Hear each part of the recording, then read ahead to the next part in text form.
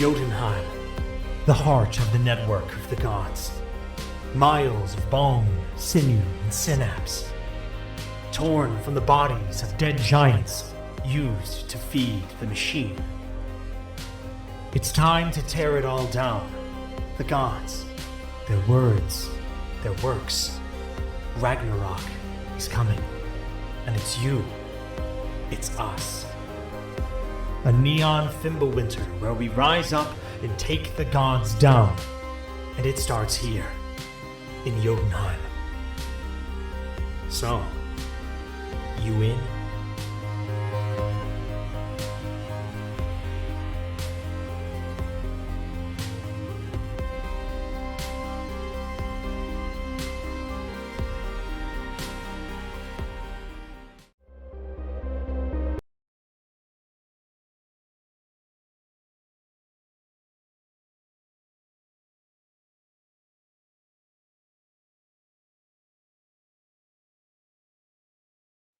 Gonna unmute the microphones before I get too far into that intro. I almost did the thing where we were 5 minutes in and everything was muted, but I saved it this time. Haha. Victory narrowly snatched from the jaws of defeat. So, I am, as always, Tracy, your narrator, your producer here. I made the game. I'm sort of wrangling this entire thing. Hi, hello. I am joined by three lovely people who are all going to introduce themselves to you. And we're going to start right down below me today with B. Hello. I think right before I really get into everything, maybe if everybody opens up your recording software and we're going to go ahead and hit record. We get to do this live. All right, cool. Great. Fantastic. B, thank you. As always, you are definitely getting credited as production assistant in all of this. All right, everyone who is in the room with me, if you want to record yourself at home too, sure, go for it. Yeah. Just be ready to hit record in 3, 2, 1.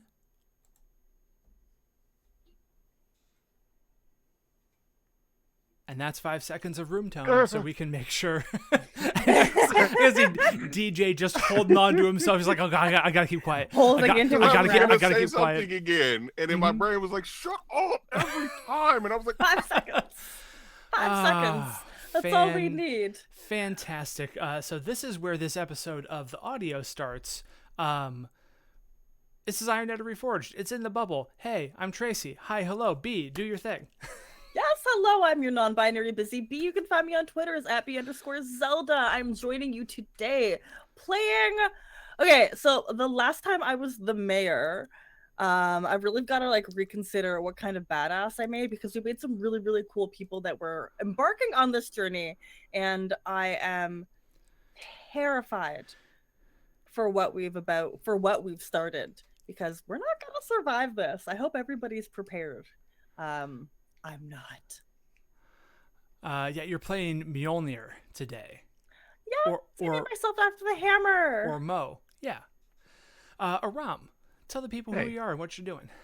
My name is Aram. My pronouns are he, him. You can find everything I do on Twitter at Aram Avartian, and I am playing Rune, who is like if Damien decided to be Batman, right? Like that's kind of the vibe. Ooh. Capable, but a little shit. That's kind of what I'm going with there. Yeah. Nice. Yeah. Nice. And DJ. Sorry, I muted myself in 5 different spots. I'm sorry you muted yourself too. It's all right. 1 second. Let me get lubed up and ready to go. Yeah, that's the good.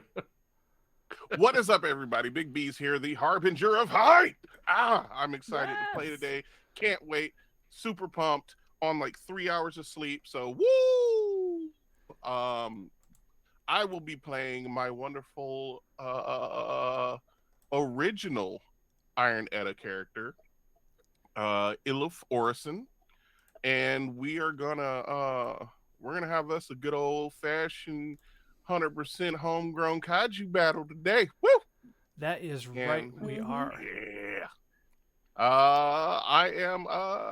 Oh, sorry. I still waking up. Sorry. He, him, variety streamer, jack of all trades. Not good at any really, but just pumped to be here and have some fun tonight. Today, I'm here. You're as awake as I feel, so you're doing Yep. great. Oh yeah. You know what? We're all here. It is a morning stream. It is appreciated that everyone is taking the time and making the space to be able to do this first thing in the morning to accommodate the schedule of someone who only has baby help at certain times. Hi, that's me. So I really appreciate it, and I'm happy to have y'all in whatever form you arrive to me, including what we've all heard so far. So. So to dovetail off what DJ said real quick, as a note, last night, a little bit off schedule, I posted the finale of Iron Edda Reforged Season 1 Puppet Strings, which is the podcast component of this. And if you want to hear where Elf Orison first came from, then you will find DJ as a guest in a side story on that series. I believe it's episodes like 10 and 11, maybe 9 and 10. It's right in that that vicinity. I'd have to double check the Simplecast page, and there's only so much life to live, so I'm not going to do that right now. And by the same token, Aram is here as a guest today, thankfully coming back after the horrendous technical disaster that was the end of the stream last week, where we wanted to finish up this side story together as a group. Yeah. Because that's one of the things. I'm going to toot my own horn about this game real quick. You want to keep telling the story that you're telling with the people who you're telling it with. We could have had Danny come back in and play Rune. It would have been just fine, right? It would have been better, let's be honest.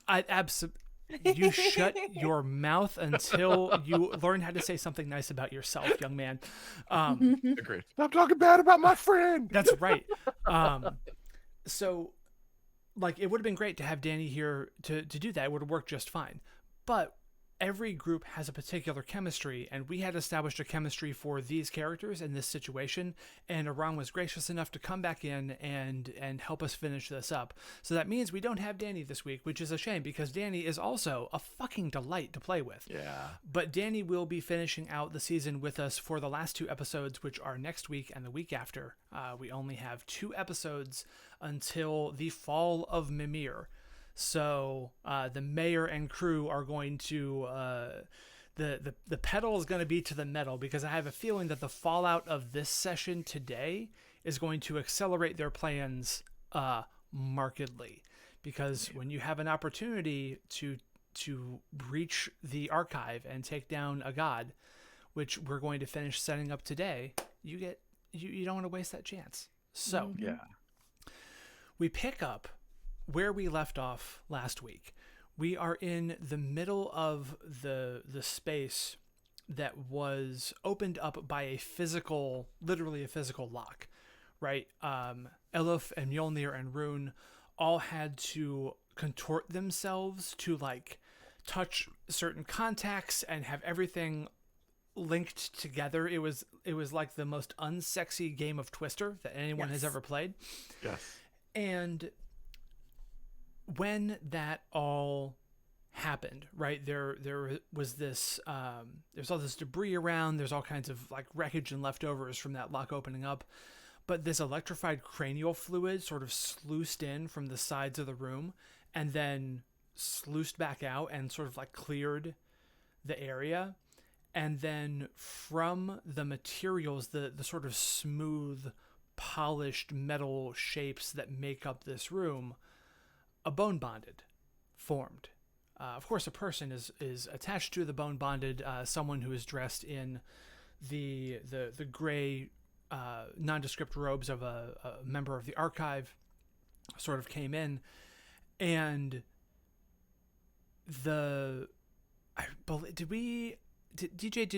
did Elif summon the bones at the end of that last? Yeah. So Elif is in this like hodgepodge sort of like makeshift kind of junk giant, right? Yeah, what happened? All that fluid started coming in, and I think I tried to make it to the raft but failed, and then I was like, now I'm drowning, and then it was just like, no, we're good, and I'm standing like ankle deep in the water now, Mm-hmm.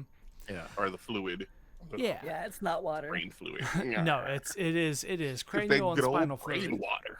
Yeah, gotta love some brain water. Mm. And the contrast between you and this other bone bonded, the archives bone bonded, is marked, right? Because you just pulled together, your giant, Fritjof Skardason, pulled together whatever it could get its hands on, its spirit on, to make the physical body. And this archive bone bonded is, by contrast, it's almost like looking at a Gundam, right? except there's more like curvature to it. It's extremely sleek, and in the case of this particular bone bonded, the archive member is sort of riding in the middle of the chest of this thing, right? You can almost like it looks like a chassis, and you can see that there is he pulls his robe aside, and there's like a tiny stick in it, and it's not a lightsaber, but he hits a button and energy comes out of both ends of it. The bottom is longer, and it kind of like actually flattens out, like he's holding it on the ground, and then the top comes up and it has like a flail almost made of energy. And as he does that, the same thing, the giant is moving at the same, like when he moves his arm, so does the giant. And so that same thing appears in the giant's hand, but giant sized. Right. So now there is, can you tell I've been playing Elden Ring a lot? So this energy staff like hits the ground and has like this projection from the top with like 3 spiked balls of energy on it. And that is the situation that y'all are facing right now. As a quick reminder of how combat in this game works, or challenges of any type, you all get to act in whatever order you choose to act. We generally will maintain that order as we go through progressive phases of action, but you all 3 get to take an action first, right? You get to do whatever you want to do. We'll set up the difficulties just like we always do. We'll decide, what the target number for your challenge is. You'll tell me what detail you're going to use to try and hit it, roll the dice, all that good stuff. On the opposition's turn, you all decide what it does. And this is, let me just call up my draft on threats real quick. This is a major threat, so it has 2 boxes per player. And you each get to say 1 action that it is taking. And as a reminder for you and for those who are watching at home, this particular being also has the ability to heal itself using the cranial fluid, which is not something that you can always do in this game, right? You can't always take away marked boxes, but this thing has the ability to do that. So this is your situation. You're all standing there. I think Mole and Rune, you're both sort of on the ground, like looking up at this thing. Rune, your raft is sort of deflated around you. What do you all do? One question. Mm-hmm. From what I know about bone bonded, if you kill the operator, does the thing fall? Yes. Okay. Yeah, because they are inextricably linked, right? Right. The giant spirit is one with the spirit of the human who is piloting it. This may be a special case. It's hard to say. Right. But if you want to use the mech sort of body in front of you as a ladder to get up to that operator that you can see, by all means. Okay. Excellent. Yeah, So- then my guy just would pull back into the shadows. That's his first move. He's going to go shadows, up high, drop down, and go for that operator. While the rest of you do the actual combat things. He's going to try and kill the operator. Okay. So are you using your snake ability to kill the lights? Yeah, 100%. All You right. just see him like you basically so we're both on the ground looking up, right? And then I kind of look to you, you look to me, we both nod, and my cloak seems to come forward as shadows just pull back and I'm gone. Nice. Yeah, so the shadows cover the entire room. The only sources of light right now come from the mech itself that has like this sickly green light that you couldn't really see in the sort of very antiseptic white that this room was bathed in. But now all of its joints have like this green glow about it. And then there's that staff, right, which is obviously a huge moving source of light.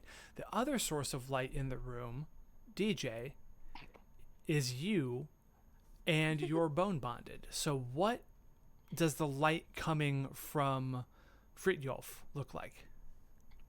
I think the best way to describe it would be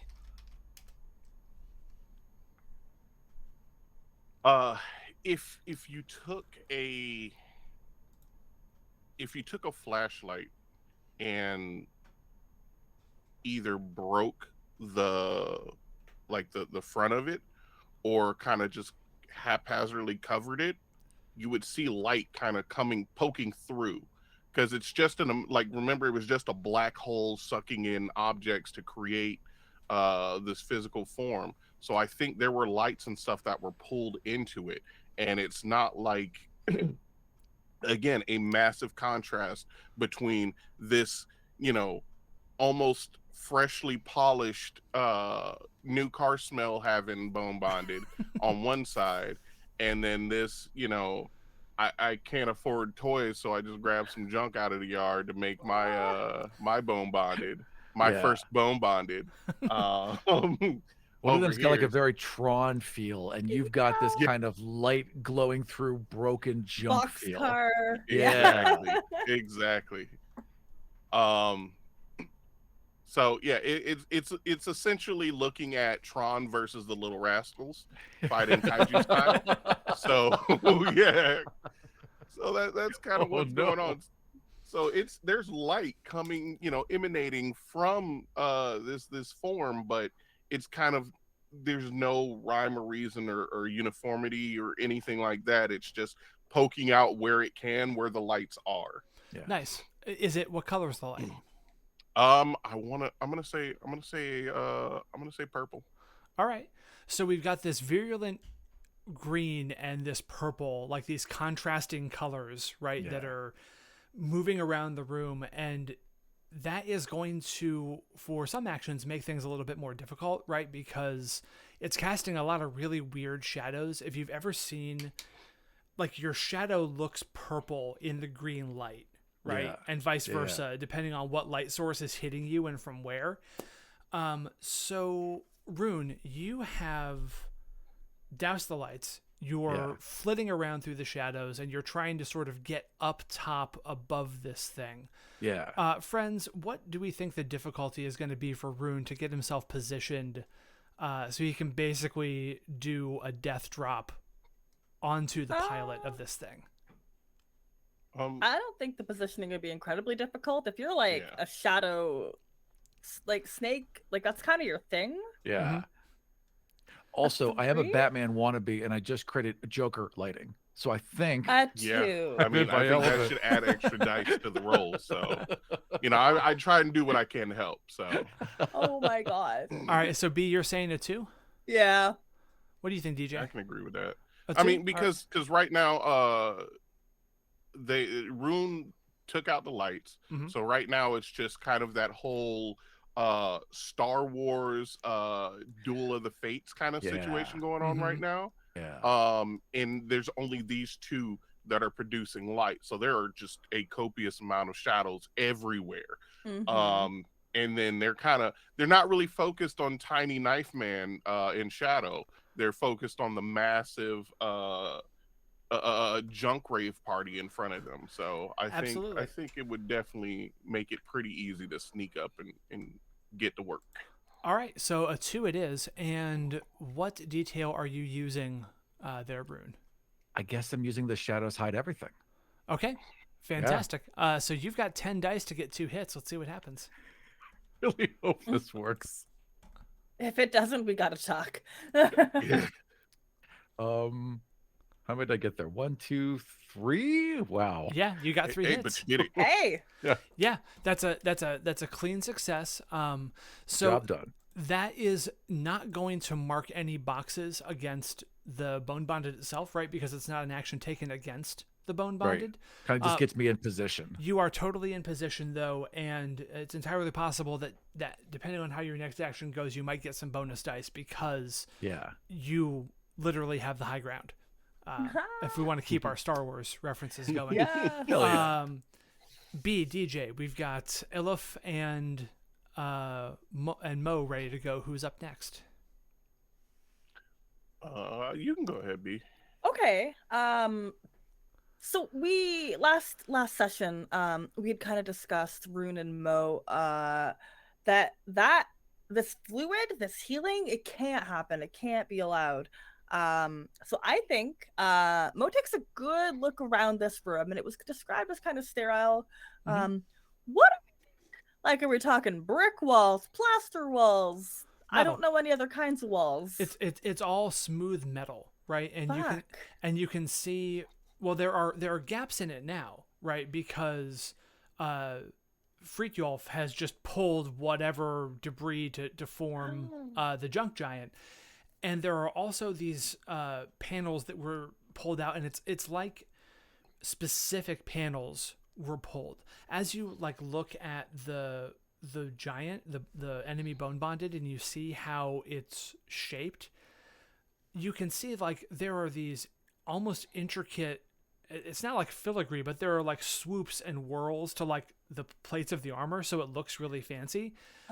Those panels had to be crafted like that in the wall. So now there are similar swoops and whatever pulled out of the wall, and they're not all from, it's not like, okay, here is the giant loading station where there's just now like this big hole. They're from wherever in the room, right? Because it's all put if you look at the side of the room real quick and you see where these have been pulled off in this weird flickering purple green light that you have, the implications of the sort of geometry of how this room is put together are kind of staggering.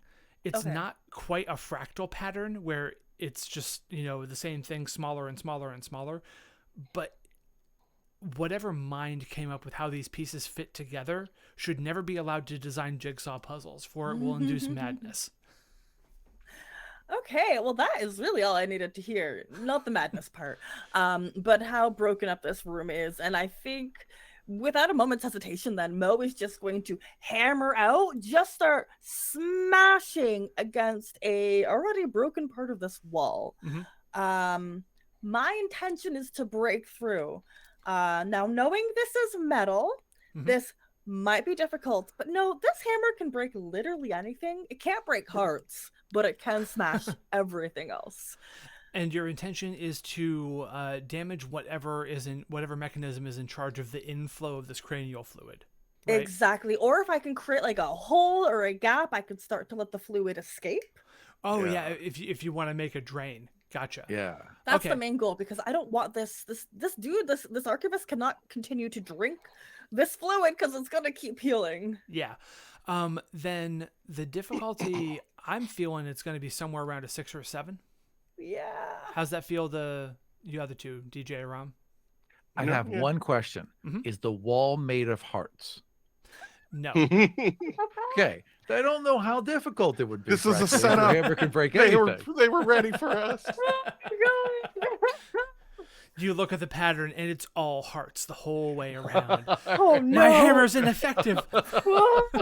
It just happens. There's just something about how the lattice work of this metal works that it formed at a microscopic level, little teeny heart pattern. So it's just a little tougher. My only weakness. So, What do we think? A 6, 7? let's say a 6. Because what you're effectively doing is, again, you're not striking directly at the bone bonded yet, but you are changing an existing detail that has been established in the room, right? There's this electrified river of cranial fluid, and if you get the hole made, because that's probably the more likely scenario than it is, breaking the mechanism, then suddenly that's going to be draining away, and you're not going to have it to worry about. So, what detail are you going to use there? Well, definitely that I can break anything except for hearts, and I'll be utilizing my hammer as my gear. All right. So that would be 11 dice, and you have... Oh, Rune, you had a glitch die from the I last did time. have a glitch die. Shoot. Yeah, Ooh. go ahead and roll that glitch that. die real quick, and Yeah. let's just make sure that you don't get a 5 or a 6 on it. Right. Do-do-do. I'm so poorly. You're fine. All right, so we cleared that glitch die, and Mo, you have 3 glitch dice that you need to roll in addition to your pool of 11. So roll your action first, and then Okay. roll your 3 glitch dice. 1, Oof. 2. All right, so Fingers you crossed. got 2 hits on 11 dice. Depending on how DJ's roll goes, we may switch over to that Google Dice roll that Danny mentioned a couple weeks ago and see what's, because that's a whole lot of 3s I'm seeing roll across here. Anyway, my question then to you, Mo, is do you want to succeed at a cost, which would be 4 more glitch dice to you, which you would roll immediately? Because you've already got the 3 in the pool. So 4, 5, 6, 7. I'm gonna roll those. I'm gonna take success at a cost. okay, awesome. So I'm gonna regret that. you slam your hammer down, and you absolutely make a massive, massive hole in the entire structure of this thing. Like the room shakes, almost as if one of these giants had like stomped down. But let's roll your 7 glitch dice. So 2 of them hit. 2 of them hit. Okay, so on glitch dice, let me get to the draft here real quick. You I just find the think pump, 2 but is a you found problem. them. Yeah. It is a minor complication for an ally. Yeah. Man. So You didn't find the pump, but you found like the main electrical line. It's both good and bad. A minor complication for somebody else. Rune, how are you on the ceiling? What are you using to like? real quick. climb? Yeah. You roll the 6. Glitch dice also explode. So give me one more. No. Give me one more right quick. Oh dear. No. Don't roll 6. Don't roll 6. 3. Okay. We're Ooh, fine. we're good. Okay, so Oh, that's scary. How am I on the ceiling? I figure since I'm Batman, so whatever makes most sense, but either I climb up our friend and in the darkness got like a hand up, or I've just got, I got a grappling hook. I just went to the ceiling. the grappling hook makes the most sense, and I think that will also cause you to fill in your 3rd piece of gear. Yeah, totally. Although I'm gonna take your inflatable raft off there. So if Because I don't have it anymore. If you have a free gear slot, so if there's something you can pick up in the room that you can use as Totally. gear, that's fine. But if you want another convenient piece, it's going to cost you that last control point. Gotcha. And keep in Understood. mind, as control points are getting spent, you get them back by choosing to fail actions. Right. So Oh, cool. that's how you recover control points. Is you just say, no, I'm just going to fail this, and then you take whatever the consequences for that failure are, but you get a control point back. If you want to give me a complication, okay? Yep. So we've been in this fluid, this electrical fluid. Some of it got into the gear. So I go up in the air, but I get stuck right at eye level. Like I didn't get above. I'm hanging in midair right at eye level. I like that. Fantastic. That is an excellent example of how a narrative complication works in this game. Nothing mechanical happened. There's no glitch dice assigned. But now Rune is just sort of hanging out there in like this weird Dangling. disco light, swinging not in front of where the giant's eyes would be, but right in front of the archivists. Yeah. eyes. Ooh. Yeah. Hey. So, Elif, All what you got? right. So I think. Oh yeah, yeah, yeah, yeah. I think one thing about these two is that when Frithjof takes over Hmm. and comes out, I think Eluf kind of, I don't want to say goes comatose, but kind of just like, I'm trying to think of the proper term for it. Like he just kind of goes, not really goes Fades. asleep, but just kind of like, lets Frithjof take over Hmm. and just kind of sits back in a meditative state. So this is all Frithjof right now. But Elif is still kind of paying attention to what's going on. Loosely, but still paying attention in case anything ever, he's like about to rage and walk off a cliff, then Right. just as the Jiminy Cricket of this massive So behemoth. you're the giant's conscience. Gotcha. Yes. Yeah. So keep in mind when the bones are summoned, you use Frithjolf's details to do things. Mm-hmm. They map to the detail 1 is the excellent detail, right and good Mhm. and fair, but the dice are doubled Yes. in all cases. So your Yep. top detail gives you 20 dice, your middle detail is 14, and your bottom detail is 10. You need to keep track of the glitch dice that you get through Yes. actions, but you do not take them and roll them while the bones are out.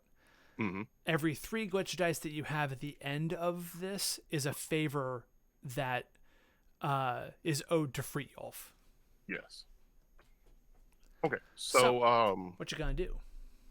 okay. So we've got Batman hanging right in front of the, I want to say about nip high of this this behemoth. Nip high by the So 4th of July. nice. So does this bone bandit seem kind of distracted by this little mosquito in front of him now? The archivist has definitely noticed, right? You can see the Mhm. human's eyes sort of tracking, but there's like, imagine that you've got line of sight on something really big and then something interposed itself, right? Yeah. You focus on that thing real quick and then you can see the depth of the archivist focus change, and you can tell that the archivist is looking at you again, Frithjolf. Okay. And I'm going to just call you Frithjolf for now because that's who's Yep. driving. That works. Okay. So I mean, Aram, you geek. Frithjof is a he's not a smart man. He's not a man at Man. all. He is yeah, I was gonna say a man. Frithjof's a simple being. So Frithjof is just gonna cock back and just lay into this this obstacle in front of him. Okay. So what are you just using fists? Does Elof have like a weapon that he usually carries that he draws and is in giant form in Frithjolf's hand? Yeah. Full bolt Because on sword. I know we went over what you were gonna do essentially, or no, I would get a good idea of what you were trying to do by just watching you kind of pop into that spot. So I think Frithjof being the himbo he is would just want to help, and so he goes and they start punching, and the fist starts traveling towards this bone bonded, and once it gets, I'd say about 3/4 of the way there, you see it just transform into a spike to just hit right in that cavity to open up. Like Okay. it's not like, looking at it, it's not just a pure spike. It's I can't really describe, I can't think of the words right now to describe it, but it's, if you look at it, like if everything freezes and you look at it, then it's a spike, but it has a split. It has 3 splits on it. So his idea is to pierce this thing and then spread them apart and like rip out a chunk. Nice. All to right. make to give an entry point for Batman. Nice. So obviously the way that this thing shifts and moves, because it's not just standing still, right? The weapon's out and it like has moved. This is a hugely anime moment, right? So this is anime antagonist type ish going on here. So with that in mind, this thing is obviously capable in combat. It's a huge, massive thing. It knows it's not like a Contra boss where it's unaware of the glowing red spot, right? So I'm thinking this is going to be around an 8. What is that? How does that feel for? Yeah. Okay, cool. So you have 20 dice to get 8 hits. Wow. And keep in mind, if you happen to, and this is true for all successes, if you double the number of successes needed, then it does 2 marks, right? It's counted as 2 successful actions. Nice. All right, here we go. This is all coming up Millhouse. Holly 20. That's a whole lot of dice. But as everyone knows, especially from this game, the amount of dice don't mean shit half the time. Oh, Yeah, seriously. D1C3, our roller bot, is not always kind. All right, come on, C3PO, let's go. 1, 2, 3, 4, 5, 6, 7. 7. Okay.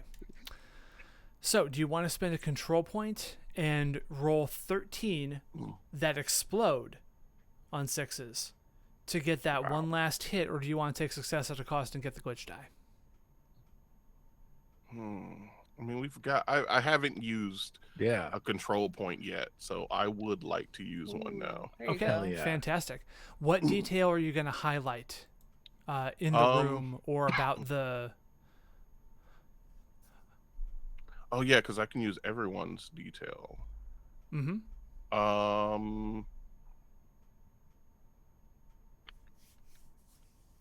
All right, we're gonna go with the lovely Mo, and tempered steel seals the deal.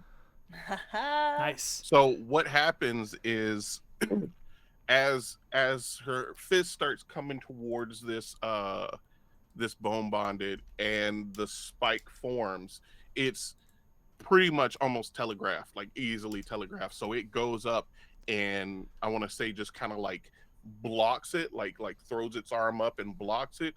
But Frithjof and all of their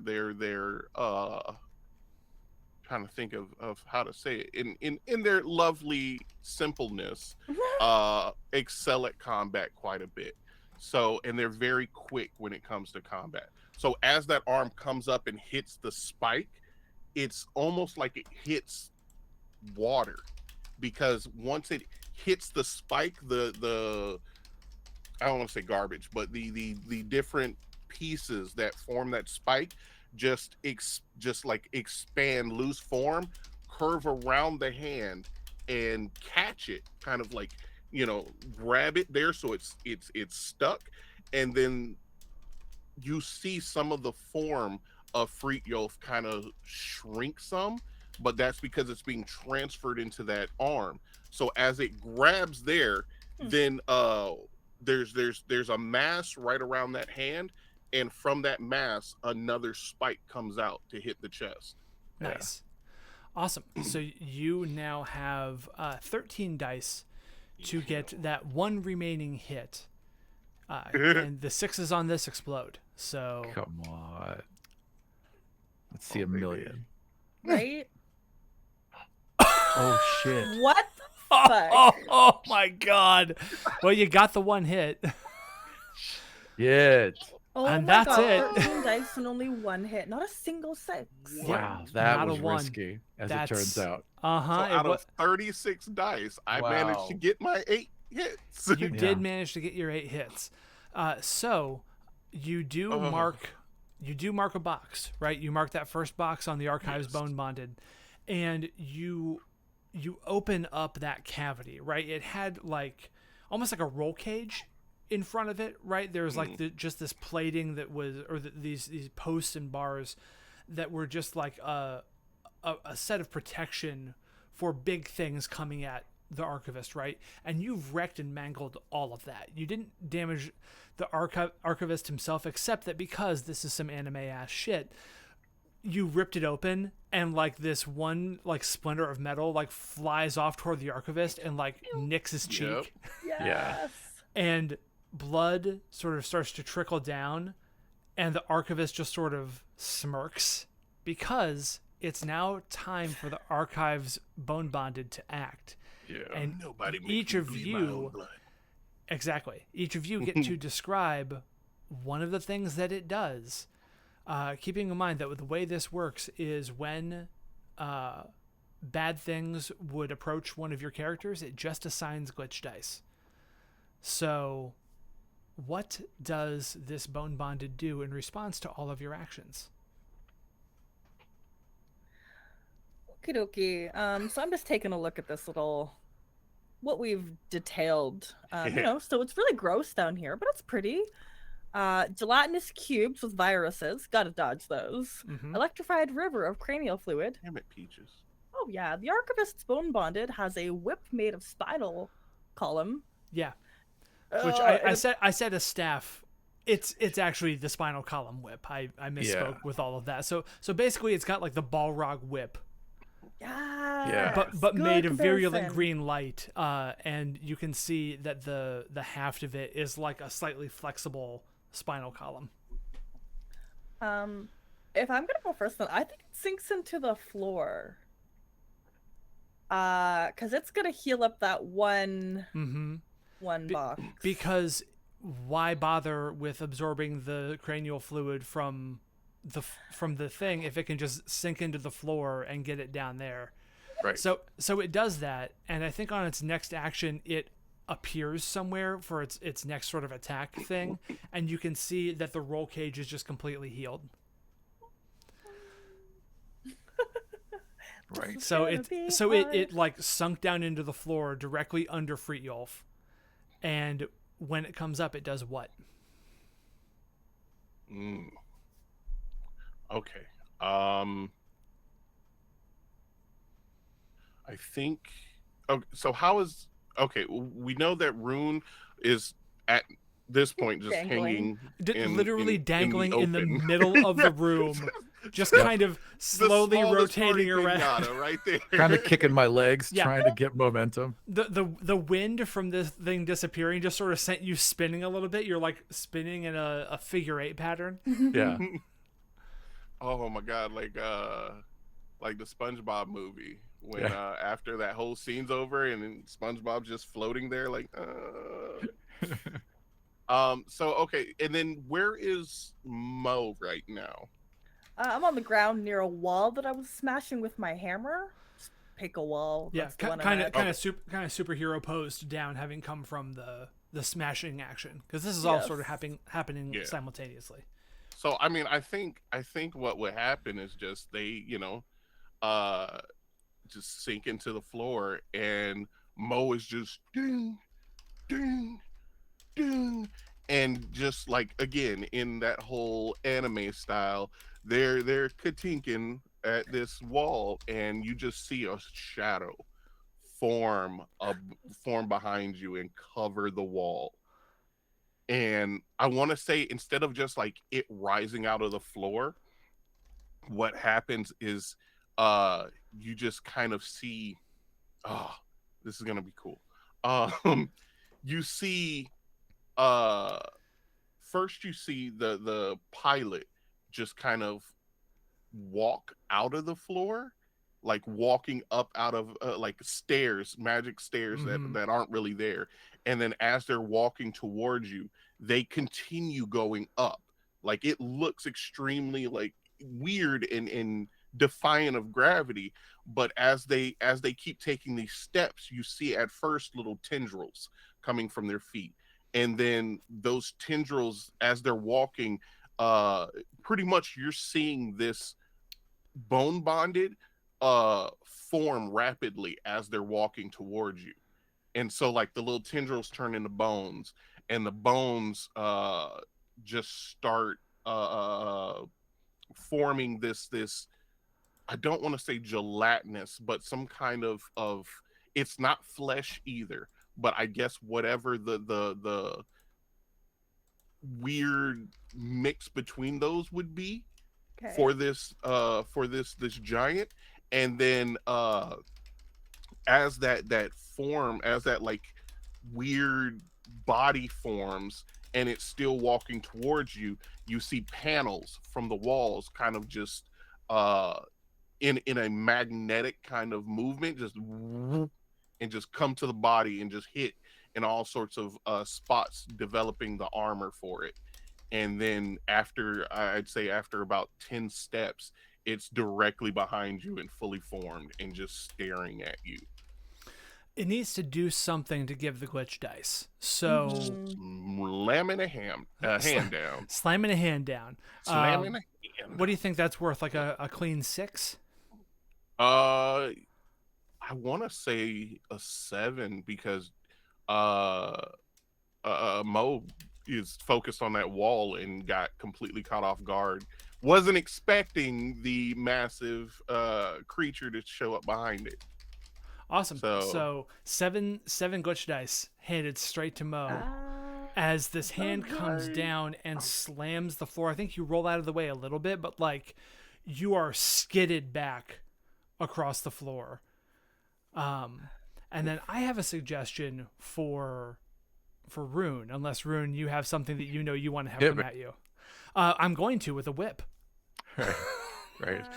Like the hand comes down, it's like the left hand just sort of plants into the ground, and then it uses that to push off, and the whip is just down in its right hand and just does one loop and just whip crack green crackling energy straight toward Rune, snapping the cable that the grappling hook was on, and you just plummet to the ground. Yeah. I think that's going to be let's just keep it even, another 7 glitch dice. Yeah. Or even like, it's coming for me, right? It will hit me. Yeah. I would die. So I just drop. It's my Yeah. only option. Exactly. Yeah. Great. Yeah. So, but you don't drop gracefully. No. So yeah, you hit the ground. You bounce a couple times. You now have 7 glitch dice. Yeah. And this thing is At standing, a turned ankle. Yeah. this thing is standing there, completely uninjured after your first passive combat with it. So, Mo, you were up first last time. Actually, no, it was Rune who was up first. So it goes Rune, Mo, and then Frityolf. So Rune, you've just landed hard, and you can see that your angle of attack is now anticipated. Yes. So what do you do? All right. I have nothing. I have none of my gear left. I have none of my tricks left. I've turned my ankle, and I'm staring up at a giant, right? Okay. The hole's been made. The fluid's leaking. The only thing I can think of to do, and it's not smart, but I'm going to Shadow of the Colossus this thing and just make my way up it and try to get to the operator. Okay. So you are going to run toward this thing and try and start climbing up it. Yeah. I don't think it's necessarily as difficult as it might seem, right? I think a lot of handholds. Right? Yeah, a lot of handholds. You're just going to have to try and hold on tight as you're getting up there. And I think that this can count as a direct action, because if I know this type of character archetype, if you see something vulnerable, if you're like, oh, there's a servo. Oh, that little tube does this, right? You're just going to be like pulling off little bits and pieces as you go. Yeah. But as you get closer, you can see that though this thing is svelte and put together cleanly, there are still gaps, right? It's obviously a hastily constructed thing. Cat on the stream. Cat on the stream. Hi, Love it. Kitty. Well, giving the the cat people what does they not want. want to be here. And he keeps trying to drink my Diet Coke. So I have a contract. yeah. So let's call that a 4 if that feels right to B That and sounds DJ. okay. All right, cool. So what detail are you going to use to do that, Rune? That's a good question. I guess getting the high ground. It's got to be that. Yep. Yeah. Fantastic. All right, so that means that you have 7 dice to get 4 hits. Also, Any of your I moves? think you've also recovered your magnetic disc. Yes, I was thinking about that. Yeah, yes. and you can use it to help with handholds, because this is a ferrous metal. 'Cause Okay. Why would it not be? Of course you What can would use be this the bonus of that? You can like strap the disc to one hand and just like tunk. Yeah, totally. Totally. Awesome. So 8 dice for 4 hits. Okay, so I'll roll an extra die 6 there. Yeah. And see what I get. 1. So I only got a single 2 successes, right? Yes. Different roller. Wow. Yeah, you can totally switch to a different roller if you want to. I trust you all. You can pull out physical dice if you're feeling it. That's fine by me. I'm considering it. Because after this, after you two take your next actions before the bone bonded axe, we're gonna go to our mid break. Right, gotcha. And then we're gonna come back. So I think you'll I'm have a gonna get chance some to grab physical dice. dice. Yeah. All right, So I like it. I made 2 successes. I needed 4. So that's bad. Yeah, if you decide to take success at a cost, then you're going to have 2 additional glitch dice tacked onto the pool of 7 that you need to roll, which means you'll be rolling 9. And then, or you can spend a control point and you can re-roll all of your misses, which would be that 6. control point. Okay, no, I'm hanging on the control. I'll take it. Okay. I'll add those extra 2 glitch dice in for 9. Yeah. Okay. Damn. So you you're on the thing. You definitely made it up. You are marking a box because that the magnet is actually what's doing the most work. You realize that you're actually like wiping like little processors and magnetic hard drives and shit that are in there. But you now have, by the way, the most glitch dice that I've had anyone have to roll so far. Oh god. And that includes the fight against a god. Right. You have 9 glitch dice to roll. Yeah. Okay, let's do that. And they do That sounds like explode. fun. Right, of course they do. Yep. 1, 1 6. 1, and it's Roll- it's a D6. D6. You have to roll it again, but there you go. 4. So you get 1. You get a minor complication to yourself. Okay. Here's what I think. Yeah. You want to hear it? Yeah, I do. So this whole thing's moving, right? All these plates and gears and everything's moving. I'm trying to get up it. It goes well, but I lose a finger. Because one of those things just closes and just takes a pinky. Yep. I think that any action you are taking to climb up this thing next time, because you made it up to about like the hip joint, right? Yeah. You climbed up a leg and you're at this really weirdly articulating piece, because if it bends over, right, it could crush you. So you're just going to be -1 die for the rest of the scene for anything that you're doing as you're trying to maneuver around this. Because a pinky doesn't necessarily seem like much, but it's enough to... When it's not there. Yeah. You don't think you're going to miss it until it's just gone. Mm-hmm. All right, Mo, you've been skidded across the floor. What you got? Yeah. Oh gosh.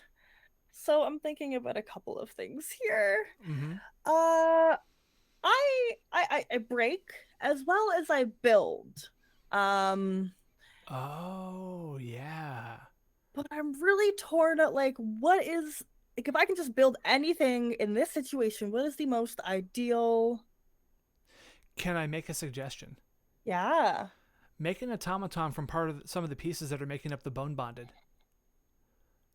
Take its own shit away from it. Ooh. And expose like the inner Weak workings. spots. Yeah, because your ability, what we're talking about for those of you who are watching, is that B's character is playing a hammer clan. And they have an ability called Cobble.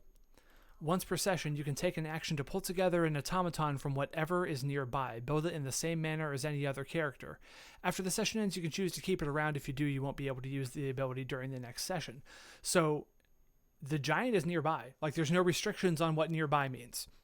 And this is a game where you are allowed to be capable and powerful. So you can absolutely just like reach out a hand and like force pull components from the bone bonded to make your own like automaton that can then fight beside you and will have another action that you can take on your turn. I want to make like a mini bone bonded. Okay. Like so my action figure size Gundam. Fantastic. So under the so messed up. Under the story, I'm gonna make a child out of your thigh bone that's gonna fight you. Yeah. Under the side story character pool on slide 16, we're going to. I'm just going to take a little liberty here, and we're going to make the bone drone. The bone drone. B, what's your first detail for the bone drone? Oh God, y'all, what am I even picturing for this little baby? Do you remember one anime? Fuck. It had little yellow robots that fought each other. They looked very sci-fi, but it was like a child, like children fighting children. Doesn't matter. Minions? So many of them. No. Sounds so familiar. Confusion was. They're all children fighting children. Was You've described every favorite. anime ever. Yes. Honestly, I just think it's really cute. Okay, Yeah. this is a combat situation. I know. Think of details that you can use in combat against a bone bonded. It has knives for hands. Yeah. Knives It's for cute hands. with knives for hands. Super I was cute literally gonna knives. throw that Yeah. out there. Knives for hands, also cute. All those Got hearts it. that I might have seen on the wall, those are now covering the knives. Yeah. That's right. It turned out that the bone bonder was wearing heart-shaped boxers Yeah. or heart-print Yeah. boxers. Solved it. All right, It's like DJ. a Care Bear Heart-shaped. with That's right. knives. DJ, what's your Okay. detail for the bone drone? Were you first of all, B, were you talking about Metabots? Metabots! Sorry, that was No really loud. way. I was Yes! trying to think of a little Thank yellow you. thing. Wow. Love I it watched when way a too plan much comes TV together. as a kid. So Metabots. And I think the next one is Like, think Metabots. Like, I think since it has little knives, we're not really like planning on it climbing too much. So I think that the feet, instead of actually being feet, they're just gonna be I want to say, I'm trying to think of the best way to describe it, like to increase mobility in this in the situation it's in right now, but also if we're able to drain this this fluid so it can still get around. So I'm trying to think of what got would be the rollerblades. best for that. Rollerblades. Okay, yeah, if it can rollerblade through the juice, then so yeah. why not? Yeah. All right, and Aram, what's your detail for the bone drone? My detail for the bone drone is that it has wings. That it has little bone Oh. wings, like a dragon, a fly that kind of unfold out of the back. Awesome. It's an actual Cool. drone. So the details in terms of rating go in the same order, so 10, 7, 5, right? And it will be able to take an action on your next turn. Mo. Yay, bone drone. So yeah, but Yeah. you have pulled this stuff away from the bone bonnet itself, which marks another box for it. Can it just be a bee with like a big ass a stinger? Essentially, that's what it seems like to me. And With it little has rollerbladed feet. and it has rollerblades on each. Like when it lands, like little rollerblades pop out of the bottoms of each of its feet, and it does like Yes. skids and sparks fly off of it. Bee drill has It's drills. a disco bee. This just Yeah. has knives. Yeah. That's right. Oh God, I want to draw Bee this. summoned a bee. Yeah. All right, There may be art. Who knows? Yeah. Friedjolf. All It's the right. last action that you all get before we head to the break. So let's make it Oof. count. All right, so it's seen, or I'm sorry, he's seen that one solid hit isn't exactly doing it because it can just sink into the floor and reconstitute itself. I think that what she'll do at that point is just kind of think, okay, one isn't going to work, so let's do as much damage as we can to see if maybe it can't reform everything or see if it has a limit. Mhm. So I essentially want to just JoJo this thing. For those of us who don't watch a ton of anime, you're going to need to break that down. I want to rapidly punch it thousands of times as much as I can to just wear it down and destroy it in various spots to see exactly what the full capability of its healing is. Okay, so punches and bunches. Got it. Yes, punches and bunches. I like that. Um, I'm gonna change my detail to that. No. it's not hard to hit this thing, right? Y'all think? I mean, like it can move quickly, but like you can hit it, and Yeah. it seems It's literally hitting a barn. yeah, and it seems like the archivist is not concerned about taking blows because what's it going to do? So I think the difficulty is only going to be like a 5.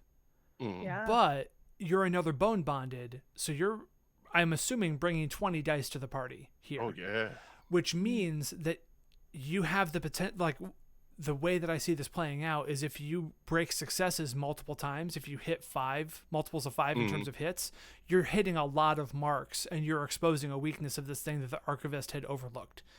So fantastic. Let's The only question is, should I use the room's dice roller? And he's like, nope, No, just All Google a dice roller if you don't have a dice. Well, I put one in the chat in the general chat in the Discord. roll dice with friends. Yes, I've already made the room, so I will do that.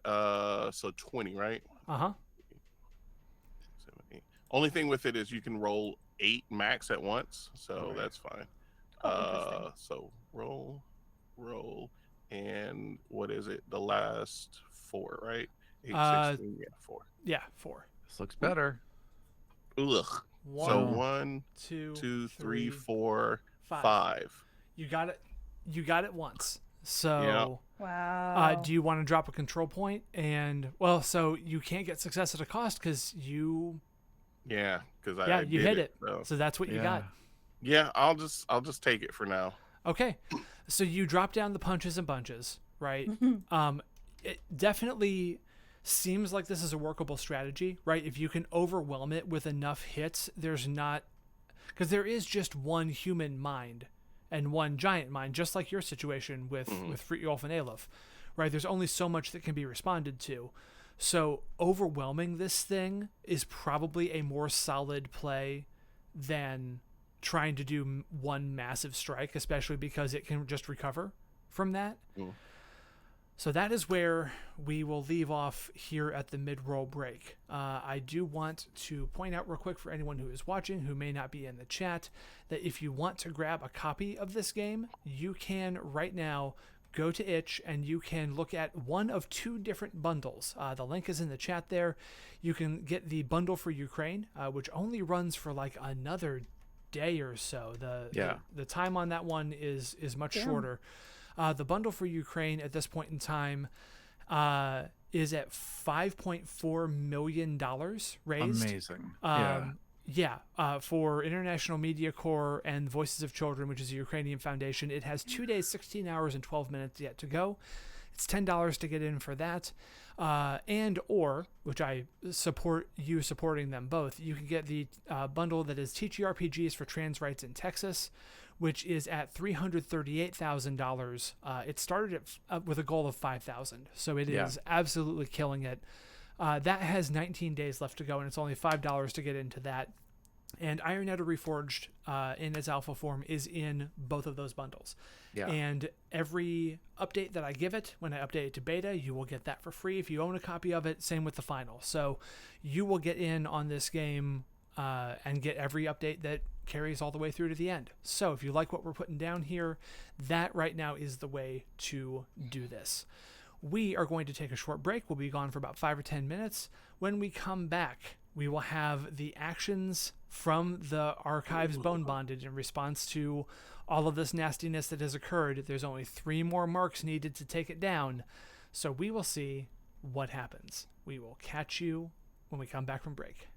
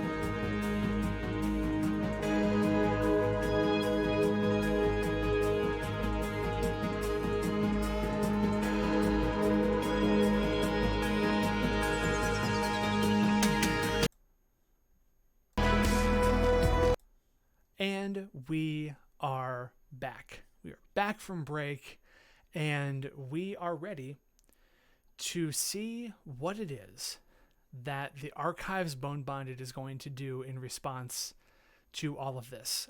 You have it down halfway right now. 3 boxes of 6 are marked, and we're going to begin in the same order that everyone acted this time. So I'm going to ask Rune.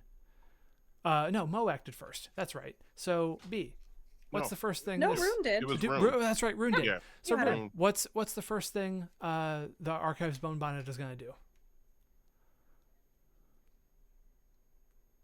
That's you, Aram. And you're muted. So sorry. I okay. completely got like zoned. I was Oh, like you're very listening like, focused. oh gosh, what are they gonna do first?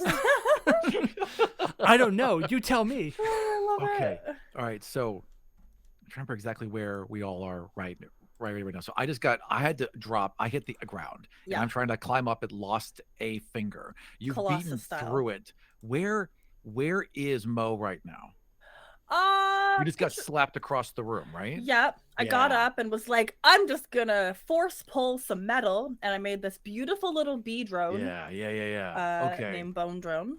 I would say that it feels like both of us were kind of dealt with, right? And that the biggest threat is going to be Mhm. the other mech in front of it. Yeah. I think it's just going to wind up and take a swing, especially because it just kind of rose up behind it. Like it's going for that, like behind the back of the head knockout punch. Okay, against the other Bone Bonded. Yep. Yeah. Cool. Big old mech fight. A straight 10 glitch dice. Total that down for the Bone Bonded. Now keep in mind, you do not roll those. You don't do anything Yep. with them. And Yeah. But basically, there's like this exchange of blows, right? The first thing happens, and then it's fist and block and fist and block, and then a big, like, I think the whip comes down and the base of it hits the ground, and there's like this swell of energy, and you both get sort of pushed back anime style. And keep in mind, Rune, you're still hanging on to this thing's hip. Yeah. Oh my god. So with that in mind, what's happening to Rune during all of this? It doesn't necessarily have to take an action against him, Yeah. right? But he can get glitch dice from what's going on here. So Yeah. so that exchange happens. B, what's happening next? What have we not taken advantage of within this room? How messy can we make it? They're not around like directly because they were part of the lock, but there are the gelatinous virus things. What? Yeah. Okay, hear me out. And I know I don't know how to not go big, but like, It's a boss what fight. if you're right? I want like an AoE splash move almost, where like it winds up and he's spinning and spinning, trying to create this whirlpool effect, and any debris and any gelatinous viruses kind of get splattered against anything in the radius. I think that's great. Like it gets pushed back from like that energy blast between the two, and it just, I don't even think it takes much more than one turn of the body with that whip. It just takes and pulls the whip up and whips it around in the air, and this maelstrom happens. And everyone in the vicinity gets 3 glitch dice. Okay, I'll edit. Yep. That's a good one. And then last, TJ, what's the last action this thing is going to take? Okay, so. Whew. Right? Yeah. Because I don't think it really notices too much that Rune is on its hip. Mm-hmm. And it's already just swatted Mo. So I think this is just my round of tango. Yeah. So I think in a cocky move, they're going to copy, like mockingly copy me, but instead of bunches of punches, it's just a hailstorm of the whip. Mm-hmm. And so it dealt that one hit, boom, and then goes back and takes the whip and just all over the place, hitting like every, randomly all over Fritos. All right. So that is going to be another 5 glitch dice. Okay. Because that was the difficulty to hit the bunches of punches. So, like, all of the stuff that makes up Frityolf is like it's almost like with this bone bonded itself, right? Like there's stuff that's flying apart and then it's getting pulled back in.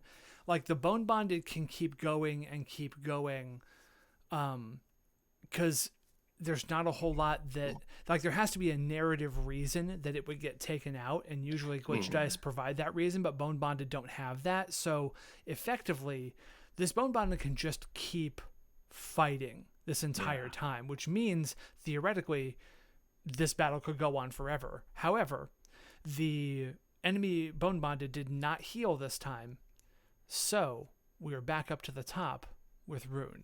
You're on the hip. Right. Keep climbing. I'm going straight for the operator's cockpit. I've got to get there and take this thing out somehow while the rest of them are keeping them busy. It's the only chance we've got, as far as I'm concerned. So Fair I'm going enough. straight for that.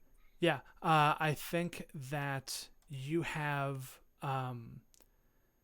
you've got the ability to do this. Again, like DJ said, it doesn't really know that you're there. What do y'all think in terms of this difficulty? And you just want to climb up the rest of the way and go to it. I'm one die down because I lost my pinky. Yeah. I mean, it's really focused on just dealing as much damage to Frityolf. Yeah, yeah, I agree. Yeah, especially 3? since you're down 1 die. 3 is a good one. Okay. All right. Cool. 3 dice it is. What detail are you going to use? Well, I guess I'm still using the same one. I think I'm still using, get the high ground. It just seems to make sense. Okay. Yeah. Cool. Well, you've got the magnet, so that offsets your pinky. Okay, good. So you've got 7 dice for 3 hits. Right. That offsets your pinky. 2. I love it. 2 2. hits. Okay. So I will fail. I will succeed to fail. I will take some glitch dice. I have to. Okay. So you get the one cost. Thank you. Yeah, you get the 1 glitch die that tacks on to the 3 that you took in the previous round. That's 4 glitch dice. Let's see it. Oh Lord. Okay. Type 2. Oof. Okay, so that's a minor complication to an ally. So keep in mind, this isn't something that Rune himself is doing. It's just a narrative thing that happens because of the glitch dice. Yeah, I just have a good vantage point on all of it. Yeah, exactly. So who does it affect? Who are you going to pass this complication to? So as I'm climbing up and I'm getting this really good view and this like giant mech battles happening all around me, there's just like, I'm barely getting missed. Like a fist just slams like 2 inches from me. And I just climb a little bit faster, right? But during this entire thing, during this whole fight, because I'm on top of it, the thing I notice is that every time our mech slams into it, a little piece of that mech breaks away and starts to burrow into theirs. And I'm the only one to see it happen because I'm nice up and close. So something about this mech is starting to infect ours. Oh no. Oh no. All right, so what that's going to do is that's going to reduce this. So this is sort of an aggregate thing that's going to keep happening. So it's going to reduce all of Frityolf's die pools by 1 this round. And then another 1 if there's another round. Every round, those die pools are going to go down and down and down. It would take 20 rounds of this to like get it all the way down. But like after 7, you're going to start losing, so you do still have that magnet in your hand though. You are still like taking chunks and pieces out. And I think you crawled like up and around the cockpit so the driver couldn't see you. And so like now you're top. you're like clinging to it, looking down at this archivist. So you have marked a 4th box. Yeah. Awesome. Okay. Mo, what do you have? What do we think the floor is made out of? The same metal as everything else. fucking metal. Uh-huh. This place sucks. They had a Metal theme. art. That's They all. went with it. Hey, I realize panels Um, missing, I guess. Though there are tons of holes in it, right? And you slammed a Mhm. hole in the floor to drain some of the cranial fluid away. So there are gaps where there's stone down below, but there's nothing really organic around here aside from the bone that is just sort of part and parcel with all of. I mean, there's the bone, there's the cranial fluid, because the bone bonded are made of giant stuff. All the technology is made of giant stuff. So like, if you pull back a panel and there's wiring in there, then it's all synapses and neurons and tendons that are strung, right? Okay, And everything's vaguely damp. Mhm. Do we have any more cranial fluid left, or has it drained out? So it keeps flowing in and heading straight down that drain. So there is like a small river of it still. I think I want to get rid of that drain then. To what end? No more cranial fluid. Want to widen it? Oh, See, yeah, if I smash it, is it all gonna just come in? no. So if you widen the drain in a direction, like if you hit it so the shock wave of your hit goes along the floor and drops it out under the river, then it's just going to be pouring out of the wall and down into the hole you made. It won't be flowing across the floor at all. Cool. That would be fantastic. Okay. That is going to be a mighty hit that is required for that, I would say, especially because you're trying to achieve, like, you're doing some real anime stuff right here. Like, you want to hit the ground and have the shockwave travel. So what do you think the difficulty is going to be for that, B? Oh, it's probably high. Like Which is To to make say- a localized earthquake, probably a little high. Yeah. So you're feeling a 7? I Yeah. think that tracks. That sounds fair. Mhm. All right. I'm fucking I okay. would have said 8, but you've already started with the essential fissure in the ground. So Mhm. Yeah. It's weakened. Yeah, exactly. The cap's been loosened. You've been tapping the jar against the counter. yep. For quite some time now. So what detail are you going to use? I think it's just gonna be that my hammer can break Okay. anything except Anything. for hearts. All right. So you have 11 dice to get 6 of those hits. Okay, I'm gonna use that play space. That. Oh. Go Go for put it. heart-shaped drains in this place. Yeah, God damn it. I've 1, been 2, locked 3, 4, 5. inside your heart-shaped drain. So 8, 9. Oh, We're gonna have a God, fight land. in Disneyland in the Queen of Hearts room, and she's gonna be useless. Just like a whole room of Mo won't be able kryptonite. to do a single thing. Yeah. 8, 9, 10, 11, and roll. Okay. So 1, 2, 3. Fuck, 3 hits. Okay. 3 hits. Do you want to take those glitch dice, or I have a bunch of glitch dice to already roll. Uh-huh. I'm gonna die here. Oh, I just got a crazy idea. I think I'm just gonna fail. okay? No, So- no, Nope. I take it back. Okay. Because you can The just glitch fail. dice. You just don't get a control point for it. So Yeah, I still have 1 control point, so I'm not like I don't super need them. okay. But it's use. Yeah. Okay. Yeah. I'm Alright, taking the glitch dice. So I'm so- taking. Oh my god. So 3 more glitch dice on top of the 3 that you had picked up in the previous round of threat actions. So you have to roll 6 dice for glitch that all explode. I'm doing it on the Discord. Oh my god, I hate everything. That's 3 6s. Fuck. Oh, Okay, then you have to roll 3 6s again. 3d6. okay. Only- okay. No. Okay. Only Okay. the None of them 3. hit. Now, this does mean that we have our first moderate consequence, and it happens to you. Mm-hmm. So, you have done this thing, right? You have, or a standard complication, I should say. You've hit the hammer. The channel goes out. All of this cranial fluid is draining down in there. I've got a suggestion. Yeah.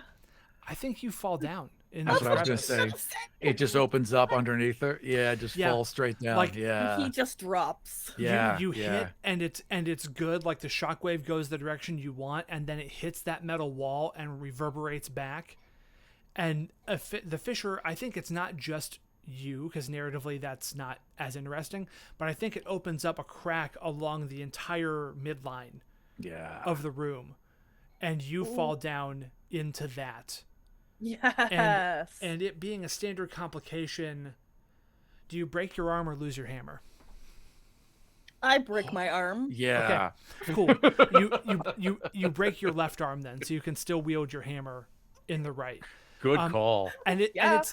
it's like 10 feet down. Like you can climb up because you're a capable, action hero type, but you are less one arm of utility, right? You'll Yeah. have to Okay. splint But that. one arm's still got a hammer. Yes. So you're good. So you're okay. That's all that matters. On the next action, I can just see the hammer getting hucked up 10 feet and then climbing with Yeah. one arm. Yeah. Yeah, that's what I saw. All right. So I think because that crack opened up along the entire thing, you do cause the mech to stumble.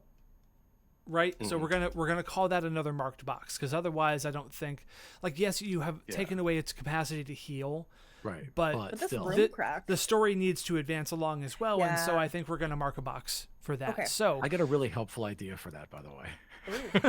Yeah. we've only got one more mark to mark, Yeah. and it is time for Fritjolf. Okay. Nice. Oh, see, now I'm torn. Because I wanted to try something crazy, but Hell yeah.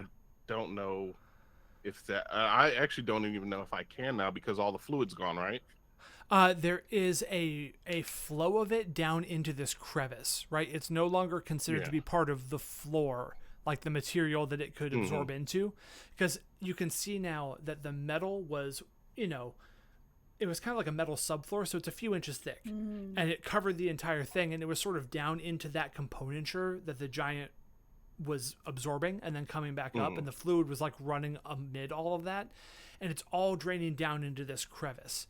So yeah, Mo also has a bunch of, electrified cranial fluid flowing around her too. So it's going great in Mo land right now. Broken arm. Because my first idea was just out of pure curiosity.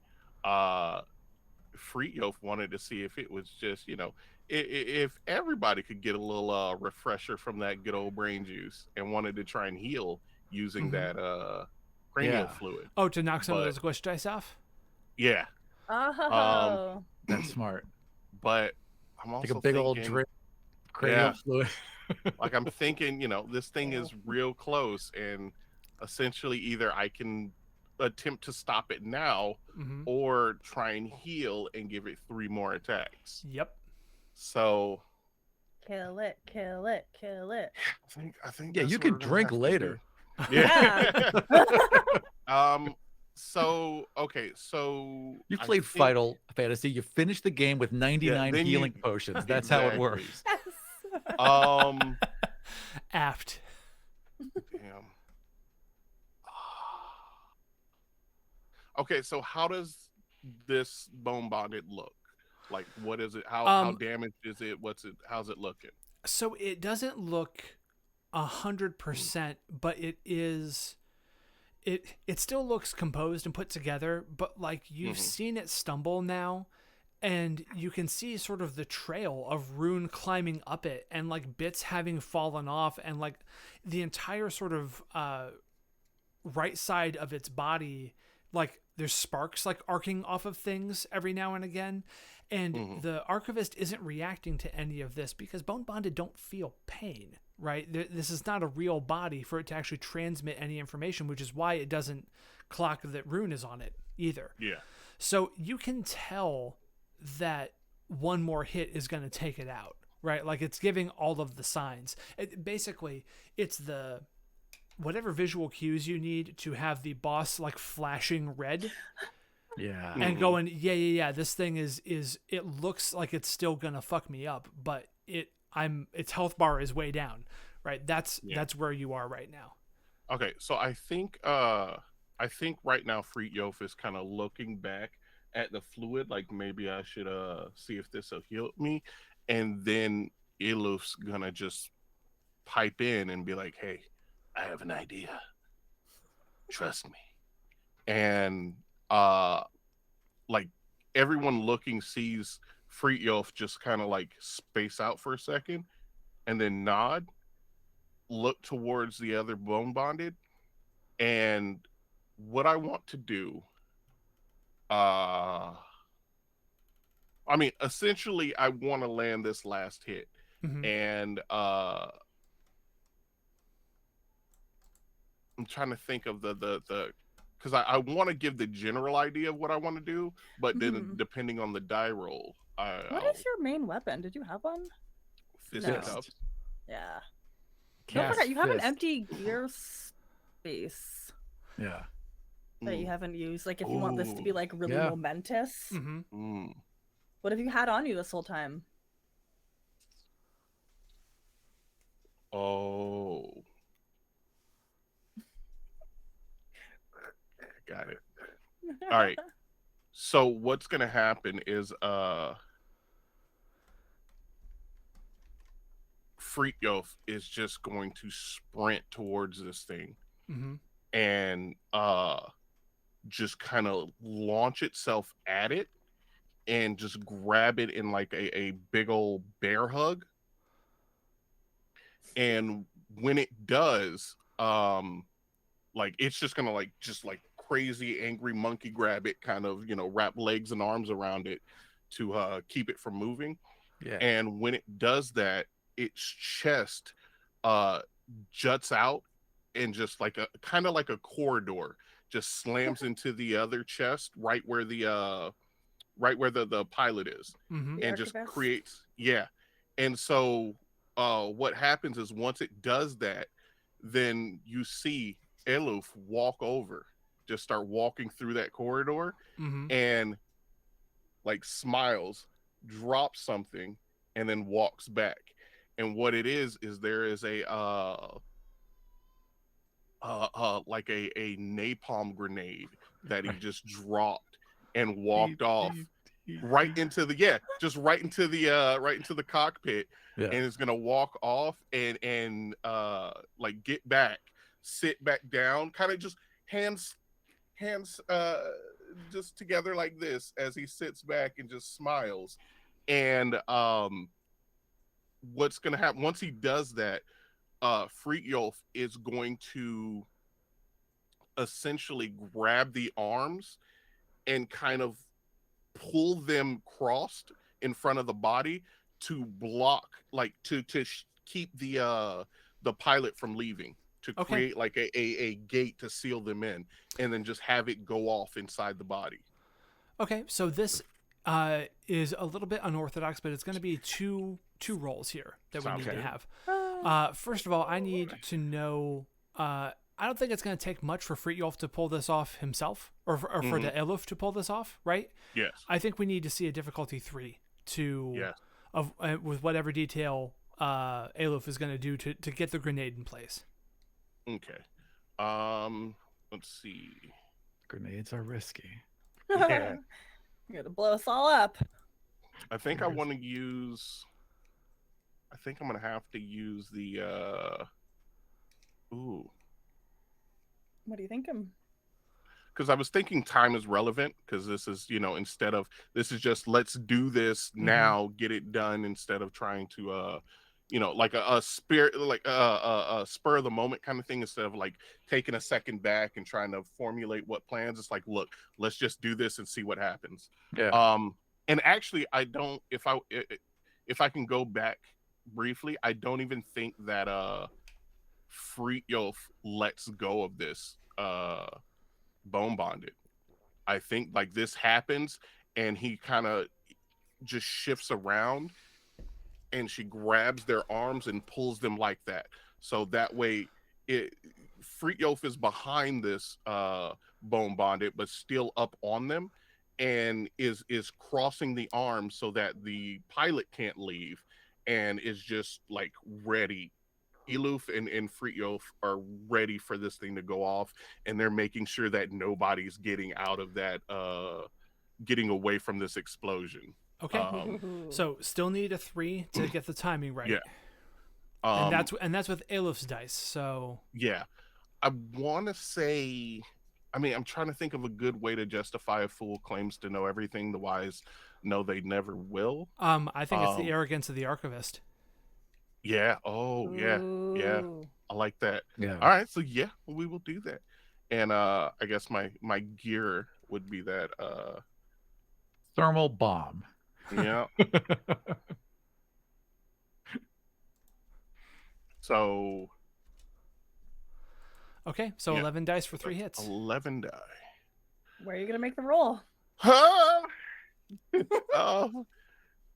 You know what? Just I'm gonna give it one more chance. On Discord? Yeah, listen, All right, I'll be listen, watching. Discord. Listen, Discord. I'm Perfect, trying to. watch. We're gonna do this. I trust you. Like, I might have got the only 6s it's willing to roll today. Yeah. And those were All on right, here we glitch go. dice. Yes!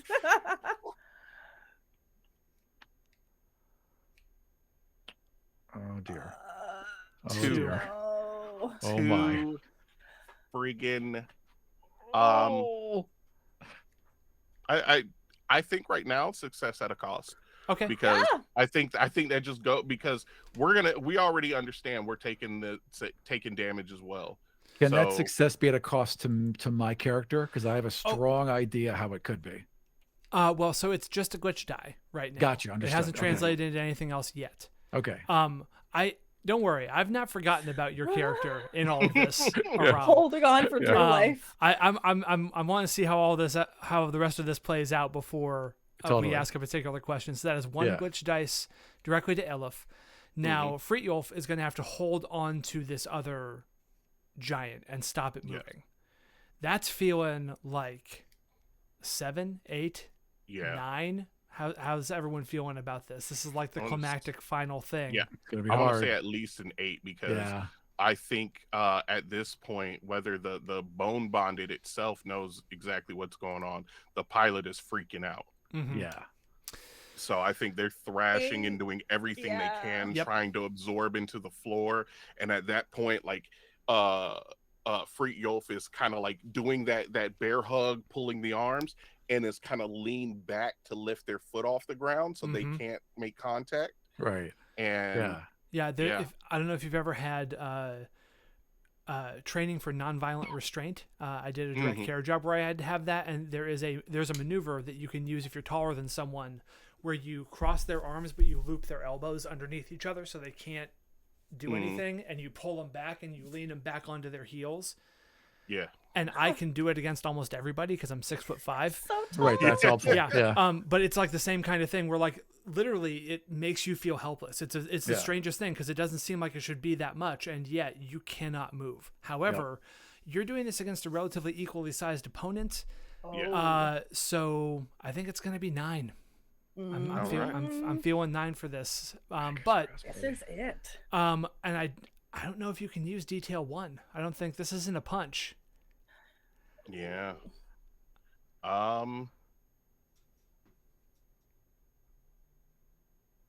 Although I Is think this- you know what, I think you could justify that because it's the stop talking portion, right? Yeah. Right. Yeah. That- They're that- just that- done Right. with them. Yeah, that They want to end this now, and yeah, for Yeah. sure.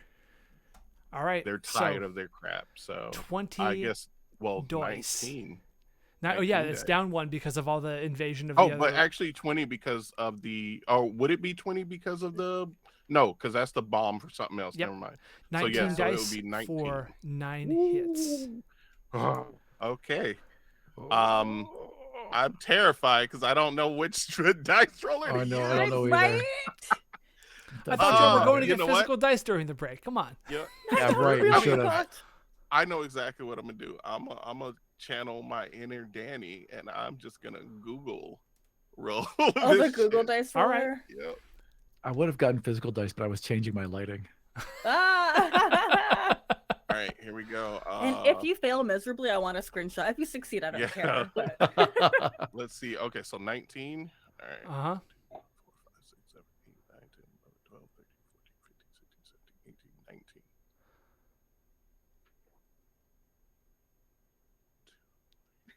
the face. Okay. It's not as many as I thought, but I got 6 successes. Okay. Okay. Do you And want Yep. you want to take the yeah, success or? I'm popping that. I'm popping that control point. There Okay. you go. Cool. What detail are you gonna highlight? With that one, I want to. Any detail you'd like. Yeah, looking. Oh yes. So I'm gonna use the conflicts are like relationships. Always have the high ground. Mm-hmm. And what we're gonna do? We're kind of fighting back and forth with that, and then they're going to start to kind of like lose some of some of the not really the footing, but like kind of lose their grip, and then Iluf's just gonna say get higher, and Frithjof is gonna kind of just because there's a lot of like damaged floorboard and just destruction, especially from Mo, and so Frithjof is just gonna draw that into her legs and extend himself, like just grow a little higher to get that leverage, Like and still then mad. yeah, Yeah. and then that's what's gonna lock it in, and then just lean back to keep them off the floor. Okay. So you're doing that, and the thermal bomb goes off. The archivist is melted, and the bone bonded dissolves.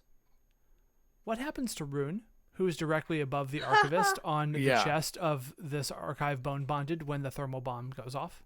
So there's like D, D, D, and everyone starts moving, right? Everything starts shifting around. There's this huge fight going off. The bomb's placed. Everything looks good. But as they start shifting, the bomb rolls. And I see it roll and I panic. And I'm like, I can't have this go. So I could have clean jumped away, but I choose not to. I crawl down on front of that thing and I'm eye level with them. I'm looking them right in the eyes, upside down, a Spider-Man like, and I'm like, see ya, pal. Pull out that magnet, slap it down. The bomb gets sucked right back in, and we both go up. Oh no!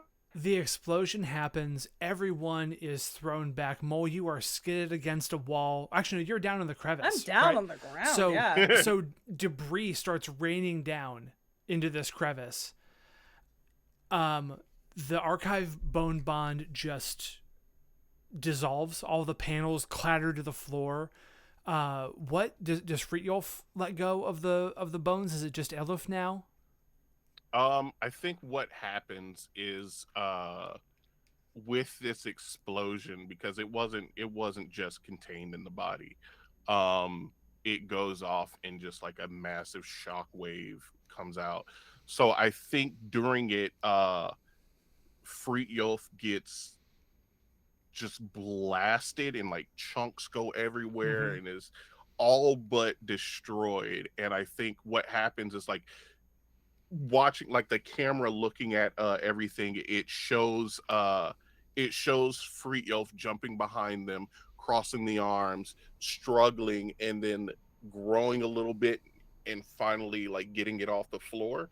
And then there's just like everything gets extremely quiet. There's just an absence of sound and then a blinding white light. And once that settles and that whole explosion scene happens, you just see like a circle on the ground, and what it is it's I almost said Groa.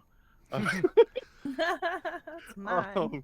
It's two hands clasped together on the ground next to a head, and the head, you see the eyes are still like looking around and looking towards the hand, and uh the hand like a thumb kind of just is pried off a little bit, and you see Eluf pop out, and he's you know not broken but bruised and bleeding and just like singed in places, but he's still alive. And Fritjof was able to like cocoon him, and just, when the explosion happened, was able to do that to save her. And it was just kind of in a desperate last ditch effort. Okay. B.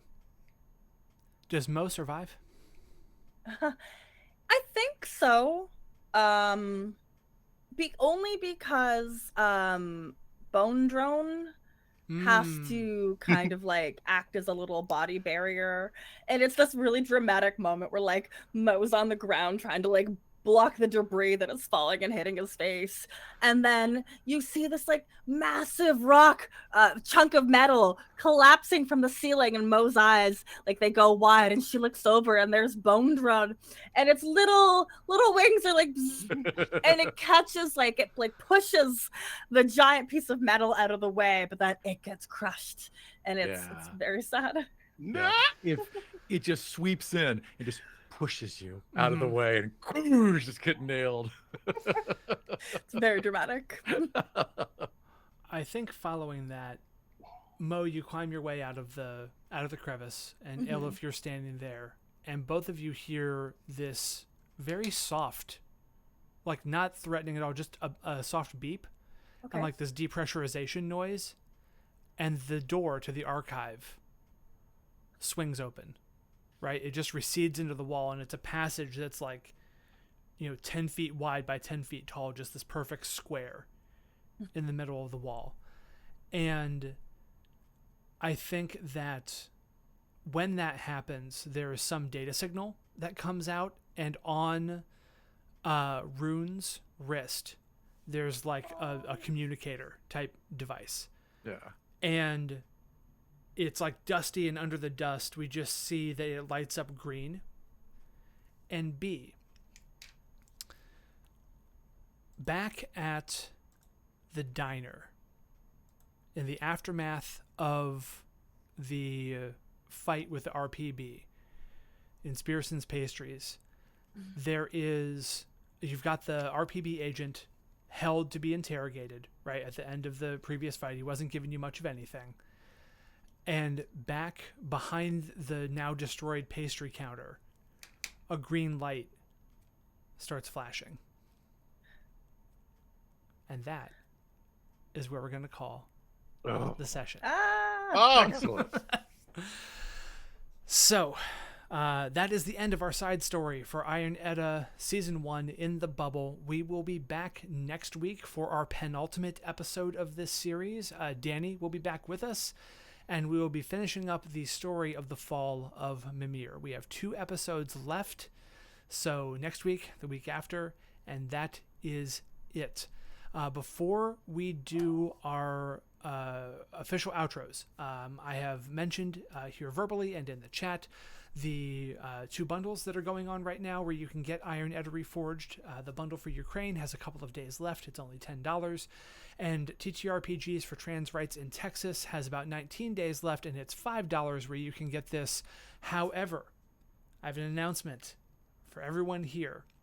If you are a listener to the One Shot podcast, you may have just recently heard the wrap-up of our Gunfucks series that DJ and B, as well as our friend Melissa, played with me for the podcast. I am pleased to announce that everyone whose faces you see here, plus Melissa, are going to be back on March 31st here on this channel at 7 p.m. EST. Aram is going to be on the 1s and 2s running production, so I can run the game for B and DJ and Melissa. Gunfucks Part 2, The Saga of Dickbiter. Yes. I'm looking forward to the graphics of that. It's going to be amazing. So yes, we are going to be running a continuation of our game on the One Shot podcast, and we are going to be doing it to highlight the TTRPG bundle for Trans Rights in Texas, because that is the last week that it is active. This is in conjunction with the team that built the bundle. So this is a collaboration with their team, with the Kill Every Monster podcast via Aram and Dylan, and through the One Shot Podcast Network. So we are going to be trying to raise money for that bundle to get people to buy that bundle. So if you are of a mindset where you like to subscribe to Twitch channels, or you like to give to coffees, or you like to throw bits around, instead buy people the bundle, right? Just buy it multiple times if you need to. I don't know if you can buy it multiple times. Give people $5 to buy the bundle, or spend $50 on the bundle and give PDFs to 10 friends, whatever the hell it ends up being. We're going to be raising money for that particular bundle. So I'm really looking forward to it. The game of Gunfucks was an absolute blast, and I'm really excited to do all of that live, especially because I won't be handling production. I'm just going to get to run the game, and that's going to feel great because Aram is amazingly talented and is donating his time in that capacity. It's going to be wonderful. So with that, the links for the 2 bundles are in the chat again there. You can grab them up. I encourage you highly to do so. And we're going to give our final departures. DJ, tell the people who you are and what you have going on. All right, I have one question real quick before we do. Is there a way to lose a bone bonded from a person? Absolutely. So I do want to say I think that's what happened. Oh my God, why? I think Eluf survived, but doesn't have the connection to Free Yolf anymore. Okay. Wow. But yeah. Cool. Keep in mind, you're part of the regular game. Free Yolf's just Eluf's just a character, so he can show up, and we can explore that in the last 2 sessions. Okay, sounds good. Yeah. All right. So, what is up, everybody? Oh my God, this is so good. I'm Big Bees. I am your lactose intolerant, MSG free harbinger of hype. I am. It's just so good. And then Gunfucks too. Oh yes. Woo. You can find me anywhere other than Twitch at biggest_bees, and on Twitch I am still just the big_bees.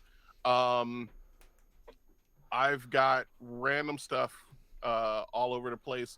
I won't be on the Saturday game on RF Chaos for a while because of personal bad stuff. But the game is resuming on the 26th, and I'll be the week after that back on. I do have a wonderful thing to plug today. Tonight, starting at 9 p.m. EST, I will be premiering my Pokemon one-shot on RF Chaos. I am extremely nervous, but super excited. It's gonna be awesome. Great. Yeah. I'm gonna be on that. I can't wait. Yeah. Oh yeah. Not on the premiere. All but of these glorious folks will be on there at different times. It's so good. So I'm just gonna spend the next 9 hours freaking out and making sure that my one shot is ready and everything else is ready to go. Mm-hmm. I also have this Thursday on the same channel we will be doing our finale for Monster Hearts, and it's oh my God, we're in hell right now, and it's all gonna go to further into hell. And other than that, I just follow me on Twitter, and I will start spamming out all of the things I'm doing so that way everybody has an idea of what's going on. So, can't wait.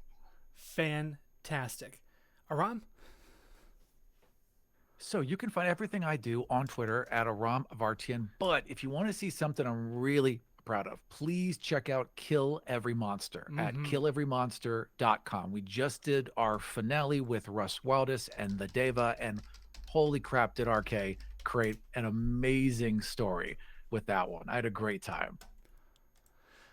And last, most certainly not least, my production assistant, my ride or die, B.